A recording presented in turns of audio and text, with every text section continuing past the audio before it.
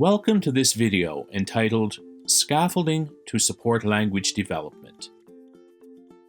This video is part of the professional learning series entitled Intentional Second Language Teaching. What is scaffolding, and why is it essential for all learners, but in particular, language learners?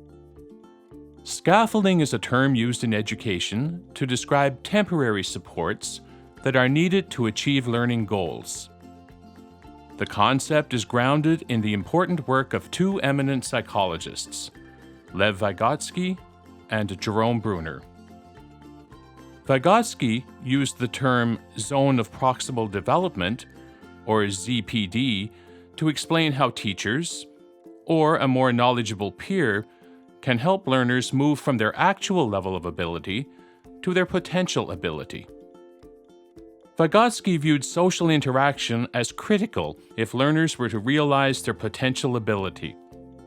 Consequently, in the classroom environment, teachers who provide strategic guidance are key players in the learning process. Essentially, ZPD gives teachers their pedagogical purpose, their raison d'être. Like Vygotsky, Bruner stressed the importance of social interaction in the construction of knowledge. He used the term scaffolding to describe learning as a step-by-step process that needs to be carefully organized in order for learners to master a new task. Researchers such as Pearson and Gallagher relate scaffolding to the gradual release of responsibility model. In this framework, teachers plan in an intentional way in order to gradually transfer responsibility for learning from themselves to the learner, moving from teacher-led instruction to guided practice and finally to independent learning. We need to remember, however, that in order to maximize the impact of scaffolding in language learning, affective variables also need to be addressed. Learners will respond better to academic supports when they feel motivated, accepted, and valued. And while it is crucial to create this safe space, Gibbons reminds us that scaffolding is not simply another word for help. It is a deliberate pedagogical practice that allows learners to eventually complete the task on their own. It is meant to facilitate learning and to increase autonomy. Although this video will focus mainly on intentional strategies that can be planned in advance of learning, sometimes teachers also need to respond to learners on an impromptu basis. Just-in-time scaffolds such as prompts, comprehension checks, purposeful repetition, and encouragement are also a part of effective instruction. So, what intentional practices provide the scaffolding needed to increase learner success? And how can we support language and literacy development in particular? These questions are addressed in the document Strategies to Support Diverse Learners. For example, broader considerations, such as socio-emotional learning and culturally responsive pedagogy, are fundamental to all learning. But intentional and scaffolded language teaching, paired with linguistic actions to support academic success, target language learning in particular. Specific strategies, such as using intentional feedback to improve oral language, and previewing and reviewing essential vocabulary, can support the development of certain language skills. Sentence frames and graphic organizers are also excellent tools to scaffold oral and written production and interaction. If designed intentionally, graphic organizers can provide learners with templates to guide both receptive and productive language skills.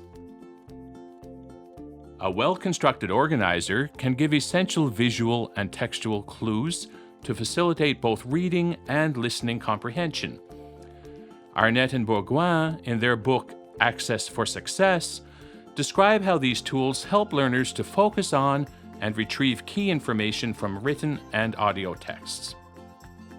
Adding images and graphics to these organizers further enhances the effectiveness of this scaffolding technique. Graphic organizers are also used as an organizational tool for production.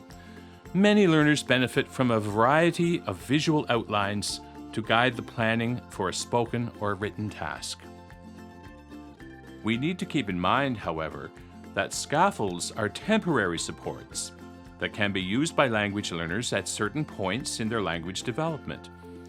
Using the metaphor of construction staging, once certain sections of the building are completed, the scaffolding can be moved to focus on other parts or removed altogether. For example, consider an authentic speaking situation like ordering a meal in a restaurant. At an early phase of proficiency, learners may need to rely on scaffolds such as sentence starters or sentence frames to communicate what they want. Then, once learners have had the opportunity to practice in structured and semi-structured contexts, they will eventually be able to perform this task on their own. Another important scaffolding strategy is the careful chunking of texts into smaller, more manageable pieces. Audio and visual texts can be broken down into meaningful segments in order to increase comprehension. For example, when using video, scaffolds such as closed captioning and the thoughtful selection of clips can enhance the comprehension of both language and content.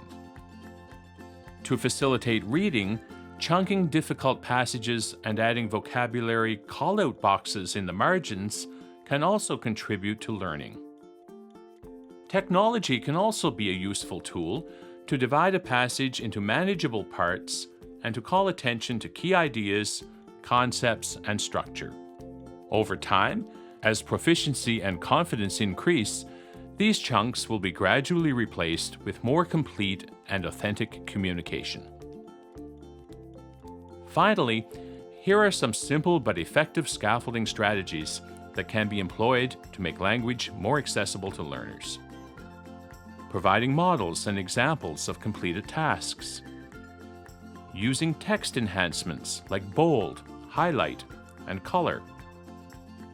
Integrating oral cues or gestures into verbal instructions like repetition, emphasis, wait time, and signal words. Finding time for peer support and feedback. And sharing the purpose of each task with learners. To conclude, it is important to remember that scaffolding is an integral part of intentional second language teaching, and that learners' academic and linguistic success are enhanced by socio-emotional supports. Our goal as educators is to make language learning more accessible and engaging for all learners, and to maximize their chances of success. Scaffolding instruction allows this to happen.